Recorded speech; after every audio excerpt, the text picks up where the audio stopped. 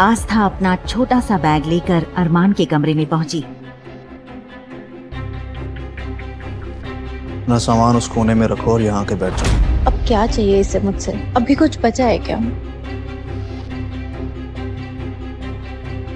तो फाइल उठाओ, उसमें कॉन्ट्रैक्ट है। जब तक तुम मेरे साथ इस कमरे में रहोगी, इस कॉन्ट्रैक्ट पे साइन करके रहोगी।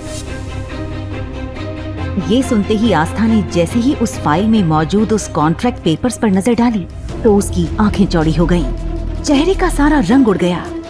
आस्था ने सवाल भरी नजरों से अरमान को देखा, जैसे पूछना चाह रही हो कि ये कौन सी फाइल है। अरमान ने उसकी नजरें समझकर कहा, इस फाइल में साफ लिखा है कि अगले 6 महीने तुम मेरे लिए केयरटेकर का काम करोगी। मैं तुम्हें इस घर में केयरटेकर के लिए अपॉइंट कर रहा हूँ। हर महीने 1 लाख रुपए सैलरी मिलेगी। 6 महीने में कुल 6 लाख रुपए। आस्था की आंखें हैरत से फैल गईं। अरमान के अंदाज ने उसका वजूद हिला दिया। उसने आस्था के आत्मसम्मान पर उंगली उठाई थी। ये उसके लिए शर्मनाक था। अरमान ने उसे लालची और जालसाज कहकर अपमानित किया।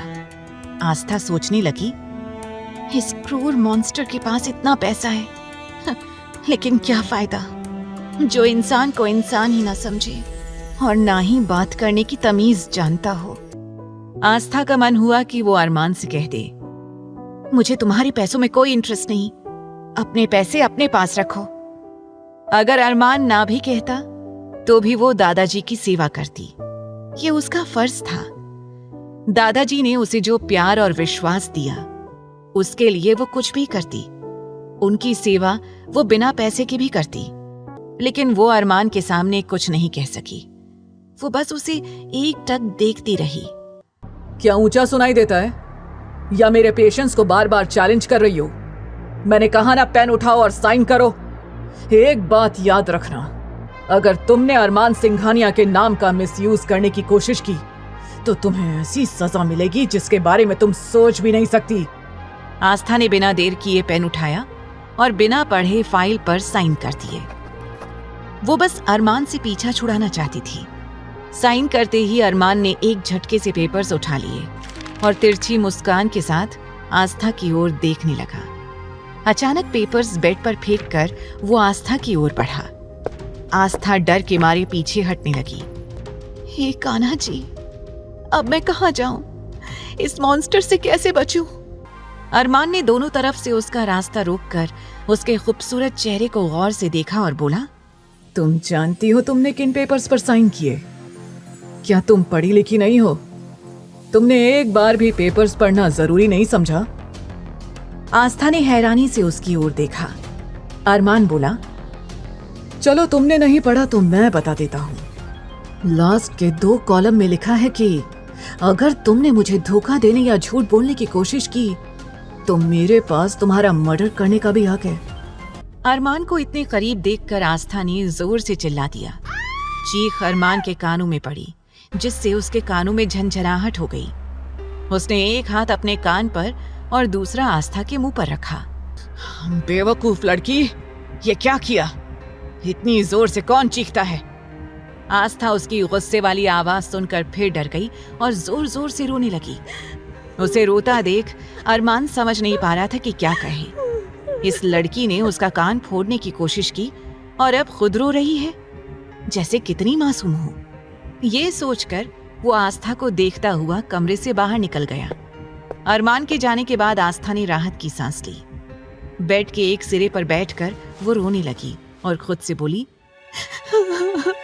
नानी माँ, आप कहती थी कि सबके साथ भला करो तो हमारे साथ भी भला होगा। मैंने तो कभी किसी के साथ बुरा नहीं किया, फिर इन कुछ दिनों में मेरी जिंदगी के साथ ये क्या हो गया? उधर आकाश, सुमित, ध्रुव और आहान दादाजी को लेकर घर पहुंचे। मैंशन में अजीब सी खामोशी थी। चारों ने किसी से कुछ नहीं कहा। तभी उन्हें सीढ़ियों से उतरता अरमान दिखा। वो दादाजी के पास गया और बोला, दादाजी, आपकी तबीयत अब कैसी है? दादाजी ने उसका सिर सहलाते हुए कहा, मेरे बच्चे, मैं बिल्कुल ठीक हूँ। तूने मेरी सारी परेशानियां खत्म कर दी। आस्था बेटी को अपनाकर तूने मुझे जो खुशी दी, उसके बदले मैं और कितने साल जी सकता हूँ। तूने मुझे जीने की नई उम्मीद दी। अरमान बोला, आप अभी अस्पताल से आए हैं, ज्यादा बात नहीं करेंगे, चलिए अपने कमरे में आराम कीजिए।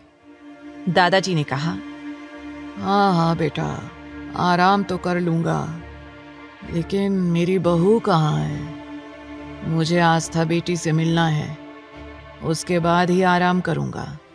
दादाजी की जिद सुनकर अरमान थोड़ा गुस्सा हुआ, लेकिन समझ नहीं पा रहा था कि उन्हें आस्था से मिलने से कैसे रोके।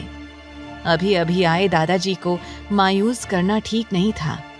वो सोच में पड़ गया। आहान भी बोला, हाँ भैया, भाभी कहाँ हैं? जब से हम आए हैं उन्हें देखा ही नहीं। आहान ने पूरे इमोशन से कहा कि भाभी कहाँ है। तो ये लफ्ज सुनकर अरमान चिढ़ गया और उसे गुस्से से घूरने लगा।